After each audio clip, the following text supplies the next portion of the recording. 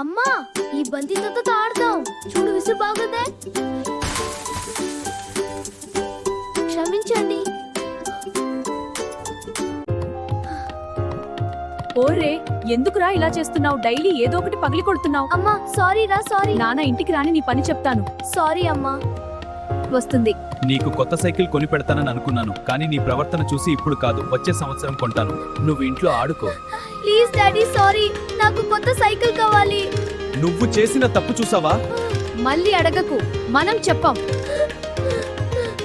గాజు ముక్కలు పగిలినట్లుగా రఘు హృదయం పగిలింది.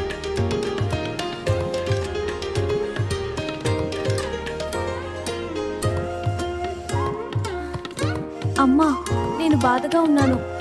నేను స్కూల్కి వెళ్తున్నాను. ఏమిటిరా, బాధగా ఉన్నావా? ఏంటిరా, ఎందుకు బాధగా ఉన్నావు? నేను గాజు తీపోయి నీ పగల కొడతా మా నాన్న నాకు సైకిల్ కొని పెట్టలేదు. నాకు సైకిల్ తొక్కాలని ఉంది. అదే ఇదిగో ఒక చిన్న సైకిల్. నేను నీకు సైక్లింగ్ నేర్పిస్తాను. అవును టీచర్.